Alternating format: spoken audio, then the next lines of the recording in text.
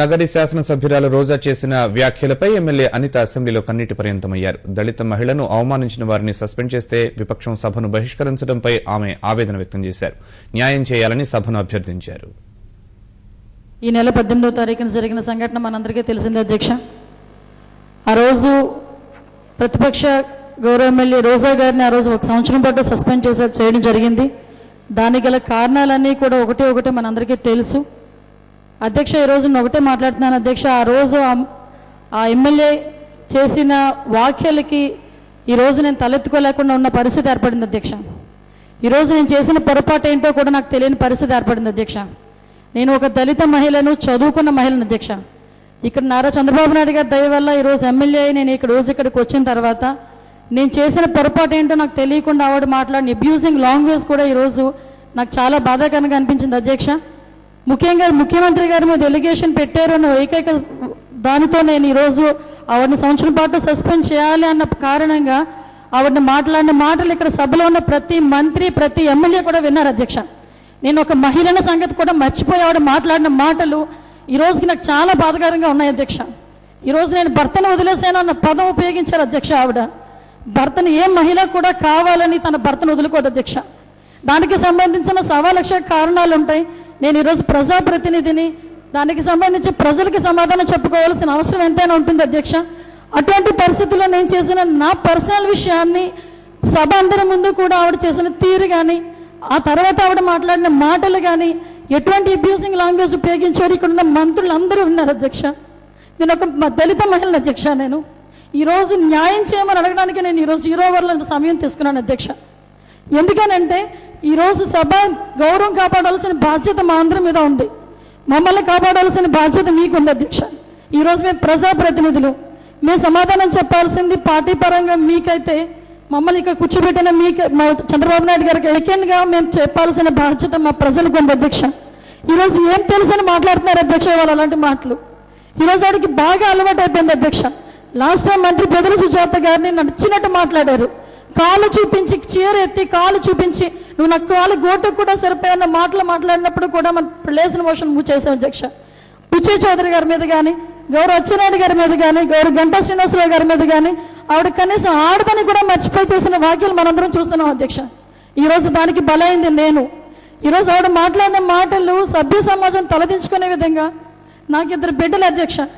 ఆ 2 బిడ్డల దగ్గర కూడా నేను ఏం మాట్లాడాలో సమాధానం చెప్పాలో తెలియని పరిస్థితి ఏర్పడింది అధ్యక్ష. ఈరోజు జనాల్లోకి వెళ్తే ఏ సమాధానం చెప్పాలో తెలియదు అధ్యక్ష.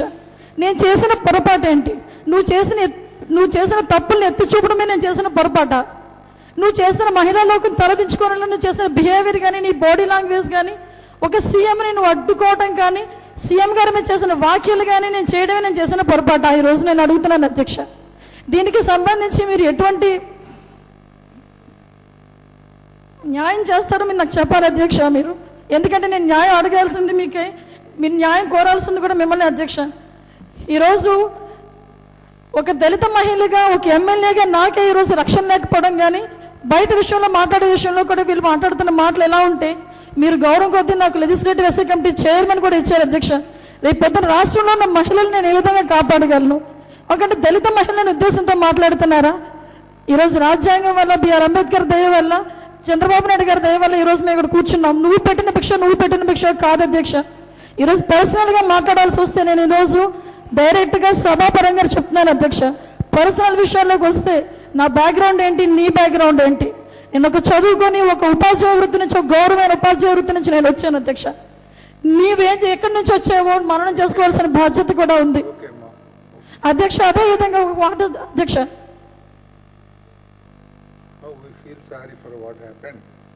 అధ్యక్ష ఇది బాధ అధ్యక్ష. ఈరోజు ఎవరితో చెప్పుకోవాలో కూడా తెలియని బాధ అధ్యక్ష. ఒక మహిళగా అధ్యక్ష, ఈరోజు ఒక దళితురాలైనందుకే నేను ఇలా పడాల్సి వస్తుందా? నేను ఈరోజు ఎవరైనా మా పార్టీలో ఎవరైనా ఒక మహిళల గురించి మాట్లాడారా? నేను జగన్మోహన్ రెడ్డి గారికి ఒకటే చెప్తున్నాను అధ్యక్ష.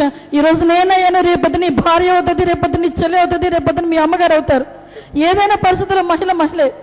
ఇలాంటి పరిస్థితుల్లో ఉన్న ఈ మహిళని మనం 3 సార్లు ఇందు మీద ఆవిడ మీద ప్రివిలేజ్ మోషన్ మూవ్ చేశాం అధ్యక్ష.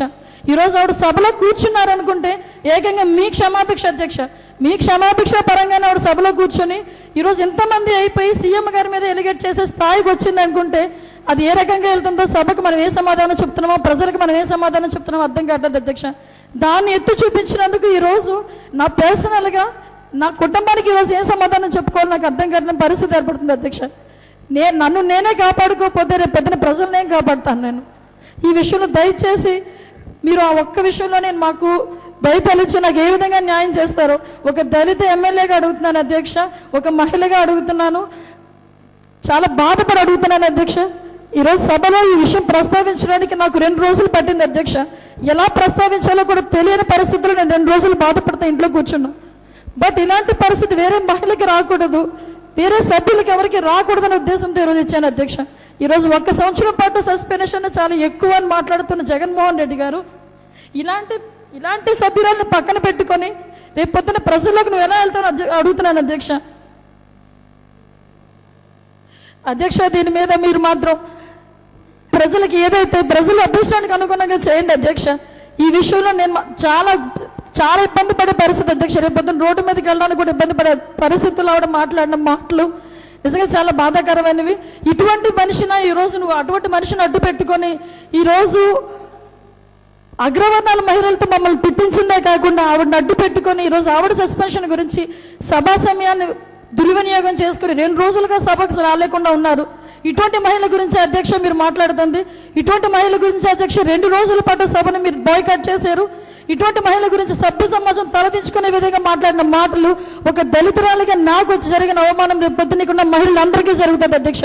దీని మీద కఠినమైన చర్య తీసుకోకపోతే ఈ విషయంలో దయచేసి నేను అడుగుతున్నాను అధ్యక్ష. నాకు లాంటి జరిగిన అన్యాయం ఎవరికి జరగకూడదు, నాకు రక్షణ కల్పించాల్సిందిగా మిమ్మల్ని కోరుకుంటున్నాను. నా హక్కును కాపాడండి అధ్యక్ష. నేను ఇంకేం అడగట్లేదు అధ్యక్ష.